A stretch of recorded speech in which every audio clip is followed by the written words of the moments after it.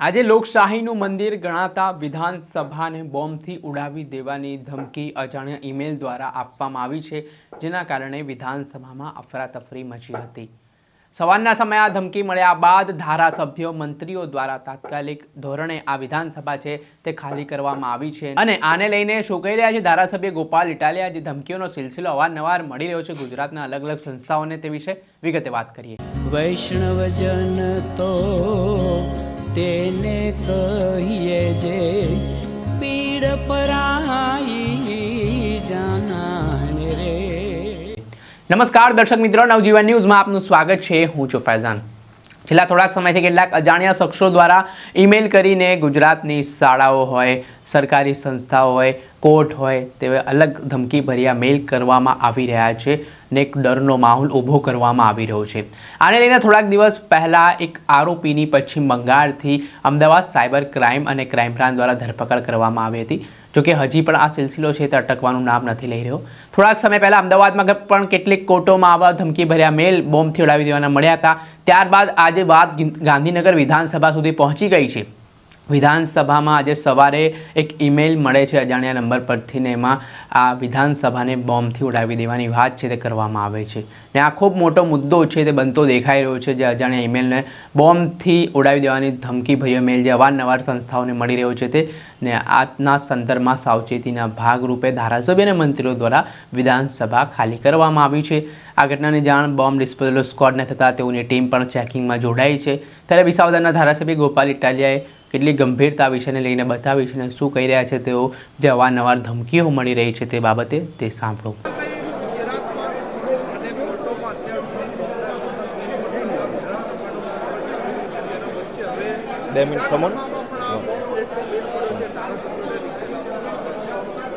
આજે જ્યારે 9 વાગવામાં 5 મિનિટનો સમય બાકી હતો ત્યારે હું અહીંયા વિધાનસભાના મુખ્ય ગેટ જે આવે અંદર પહેલા માળે ત્યાં પહોંચ્યો એટલે મને જણાવવામાં આવ્યું કે આવા પ્રકારે ઈમેલના માધ્યમથી થ્રેટ મળેલો છે।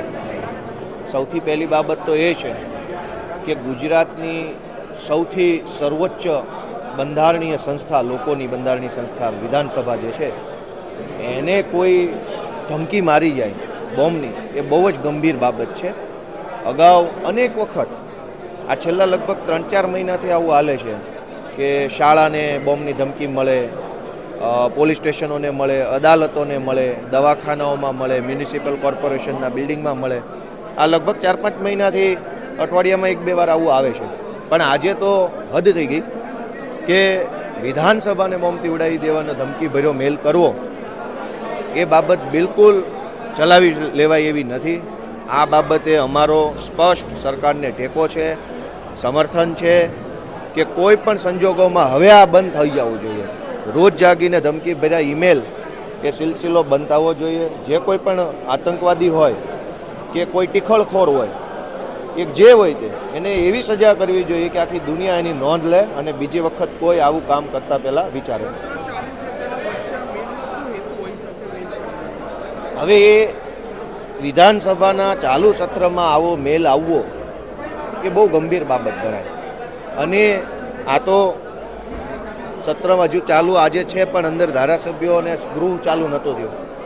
ધારો કે ગૃહની કાર્યવાહી ચાલુ થઈ જાય, માનનીય મુખ્યમંત્રીશ્રી, માનનીય મંત્રીશ્રીઓ, ધારાસભ્યશ્રીઓ, માનનીય અધ્યક્ષશ્રી બધા અંદર બેસી જાય અને આવું કોઈ ઈમેલ આવે અથવા આવી કોઈ ધમકી ભરી બાબત સામે આવે તો શું થાય? બહુ મોટી, આ તો અત્યંત ગંભીર બાબત કહેવાય। 182 ધારાસભ્ય ગૃહમાં બેઠા હોય અને કોઈ આવો ઈમેલ, આ તો અંદર નહોતા પહોંચ્યા હજુ, બધા ચાલુ થવામાં વાર હતી। એટલે આ બાબત ઉપર જે કંઈ પણ કરવું પડે એમાં સરકારને અમારો ટેકો છે અને વહેલામાં વહેલી તકે આવા તત્વોને બધાને ગોતી કાઢે, કેમ કે આ પહેલી વાર નથી। શાળા, દવાખાના જ્યાં હોય ત્યાં આવી ધમકીઓ આવે, એટલે આ બધું બંધ થાય એના માટે સરકાર કડક કાર્યવાહી કરે એવી અમારી માંગણી છે।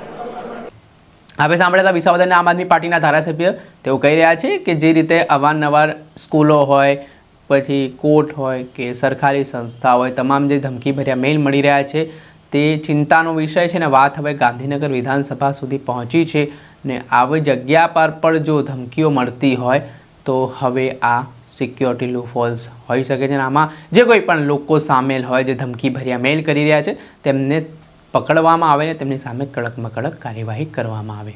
દર્શક મિત્રો, આવા જ નવા વિડીયો સાથે આપણે માહિતગાર કરતા રહીશું, એટલે નવજીવન ન્યૂઝ જોતા રહો.